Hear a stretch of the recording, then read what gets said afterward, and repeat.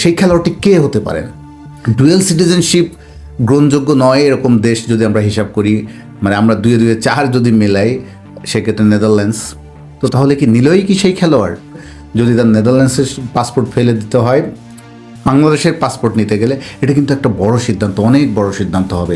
Bangladesh football ফেডারেশনের vice president Fahad করিম সাহেব তিনি রেগুলার আমাদেরকে আপডেট জানাচ্ছেন বাংলাদেশে অরিজিন ফুটবলার বা বাংলাদেশের বংশোদ্ভূত ফুটবলার যারা বাংলাদেশ ফুটবলে যুক্ত হতে চান তাদের কার কী অবস্থা।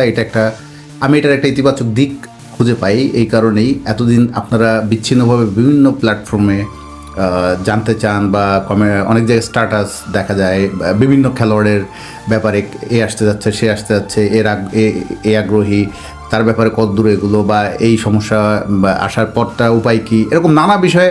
সেক্ষেত্রে বাংলাদেশ ফুটবল ফেডারেশনের একজন দায়িত্বশীল ব্যক্তি যিনি আপডেট জানাচ্ছেন বিভিন্ন ফুটবলারদের বিষয়ে, এটা নিঃসন্দেহে ভালো দিক, যদিও এটা একটু ব্যতিক্রমী মনে হয় এই কারণে, কারণ সাধারণত যে কোনো ক্রীড়া সংস্থা কোন ফুটবলার আসবে না আসবে এইভাবে সাধারণত আমরা বলার দৃশ্য দেখি না সাধারণত অন্যান্য দেশের ফুটবল ফেডারেশনে। কিন্তু যেহেতু আমাদের দেশে এটা একটা বাস্তবতা যে অরিজিন ফুটবলাররা যেহেতু আসতে চাচ্ছেন, আমরা মনে করি একটা অন স্টপ পয়েন্ট হোক যেখানে তারা যোগাযোগ করবে এবং সেখান থেকে আনুষ্ঠানিকভাবেই জানানো হোক কে কখন কীভাবে আসছে, কার প্রসেস কতদূর কীভাবে হচ্ছে।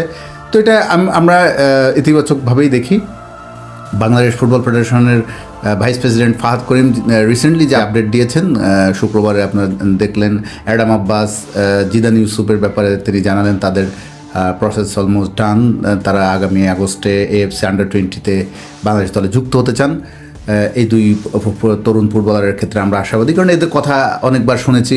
অবশ্যই তারা ট্যালেন্টেড এবং তাদেরকে জেনে বুঝে যাচাই বাছাই সব কিছু মিলিয়ে আমরা তাদের ব্যাপারে দারুণ কিছু তাদের কাছ থেকে আমরা পেতে পারি সে আশায় তাদেরকে যুক্ত করা হচ্ছে। এবং এখানে মেজর ইস্যু যখনই আমরা এই ধরনের খেলোয়াড়দের সুখবর আমরাও ক্যারি করি বা যখন আমাদের পেজ বা প্রোফাইল নানা জায়গায় আমরা এটা শেয়ার করি, আমি অনেক কমেন্ট দেখি যে তারা খেলাবে তো, গেম টাইম দেবে তো, মানে এই অনিশ্চয়তা সংশয়টা আছে। সে আলাপটা নিশ্চয় আমরা রেগুলার করি বা আরও হবেও সামনে।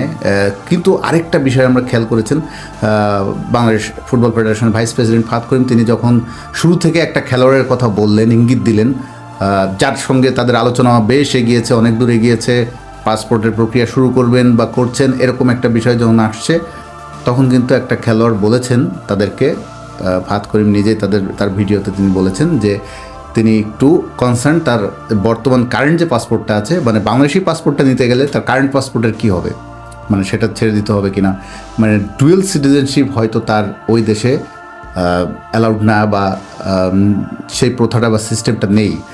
তো সেই খেলোয়াড়টি কে হতে পারেন? সেই খেলোয়াড়টি কে হতে পারেন তিনি নির্দিষ্টভাবে বলেননি, কারণ এটা বললে হয়তো খেলোয়াড়ের চাপ বা নানা রকম বিষয় তৈরি হতে পারে। সঙ্গত কারণে তিনি এটার প্রাইভেসি রক্ষা করেছেন। তো ডুয়েল সিটিজেনশিপ গ্রহণযোগ্য নয় এরকম দেশ যদি আমরা হিসাব করি, মানে আমরা দুয়ে দুয়ে চার যদি মেলাই, সেক্ষেত্রে নেদারল্যান্ডস, সেখানে নিলয় ফন ডার প্লোয়েক এই খেলোয়াড়টার সঙ্গে অনেকদিন বাহুবের যোগাযোগ হচ্ছে বলেই জানি।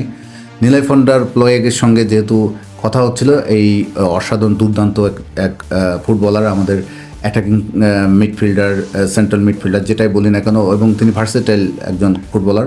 তো তাকে বাংলাদেশ ফুটবলে যুক্ত করার জন্য অনেক দিন ধরে বাহুবের সঙ্গে তার যোগাযোগ হচ্ছে বলে জানি। তো তাহলে কি নিলয় কি সেই খেলোয়াড়? তো এটা বাহুবে যেহেতু আনুষ্ঠানিকভাবে বলেনি, তো আমরা আরেক অপেক্ষা করব, অফিসিয়ালি কোনো না কোনো স্টেটমেন্ট তার ব্যাপারে পাবো। এখানে আসলে ফাহাদ করিম উনি যেটা বলেছেন সেই কথাটা যদি আমরা ভিত্তি হিসাবে নিই, সেক্ষেত্রে তার মানে বল এখন নিলয়ের কোর্টে, যদি নিলয় ওই খেলোয়াড়টি হয়ে থাকেন।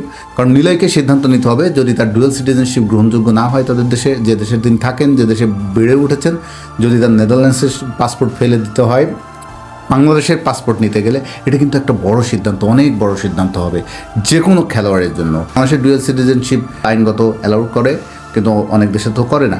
তো সেই ক্ষেত্রে যেমন ভারতে আমরা দেখলাম রায়ান উইলিয়ামস নামে যে প্রবাসী ফুটবলাররা, তারা অস্ট্রেলিয়াতে প্রবাসী ফুটবলার তিনি ভারতে যুক্ত হয়েছেন, তার কিন্তু অস্ট্রেলিয়ান পাসপোর্ট ফেলে দিতে হয়েছে। ভারতের পাসপোর্ট গ্রহণ করার জন্য তিনি তার আগের পাসপোর্ট বাদ দিয়েছেন, কারণ ভারতের ডুয়েল সিটিজেনশিপ অ্যাপ্রুভ করে না বা অ্যাকসেপ্ট করে না।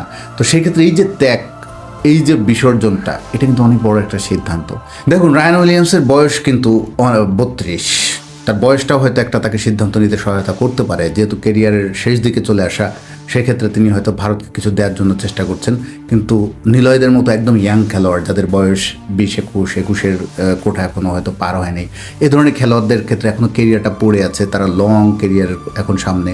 তো এই অবস্থায় তারা এই পরিস্থিতিতে এত বড় সিদ্ধান্ত নেবে কিনা, এটা আসলে একটা কঠিন সিদ্ধান্ত। শুধু তার ব্যক্তিগত সিদ্ধান্ত বলে নয়, তার পারিবারিক সব মিলিয়ে কিন্তু তার একটা বড় সিদ্ধান্তের ব্যাপার।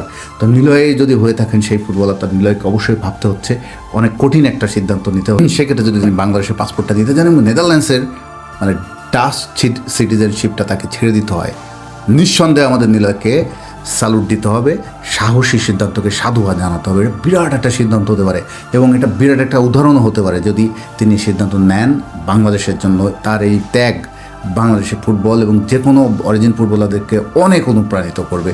এবং যদি এত ত্যাগ স্বীকার করে আসতে হয়, তাকে কিন্তু আবার ভাবতে হচ্ছে যে বাংলাদেশের যে ফুটবল সিস্টেম, বাংলাদেশের ফুটবলে যুক্ত হলে সেখানে আমি কিভাবে দিতে পারবো, সেখান থেকে আমি তারা আমার কাছে যে এক্সপেকটেশনটা করছে সেটা আমরা কীভাবে ফুলফিল করব, যদি না হয় অনেক ইবার্স। তো এই জিনিসগুলো কিন্তু তার মাথায় নিশ্চয় কাজ করছে, সে ফুটবলারটা যিনিই হন। তবুও যদি সিদ্ধান্ত নেন, তাদেরকে আমাকে স্যালুট জানাতেই হবে, আমাদের সাধুবাদ জানাতে হবে। এটা নিঃসন্দেহ হতে হবে একটা বিরাট সাহসী সিদ্ধান্ত। তো দেখা যাক, আমরা অপেক্ষা করি নিলয় ভান ডার প্লয়েক কী সিদ্ধান্ত, যদি তিনি আসলে হয়ে থাকেন বা যিনি যে খেলোয়াড়ই হোক XYZ, দেখা যাক তার সিদ্ধান্তটা কেমন হয়। মানে এটা আসলে আমরা অধীর অপেক্ষায় থাকবো।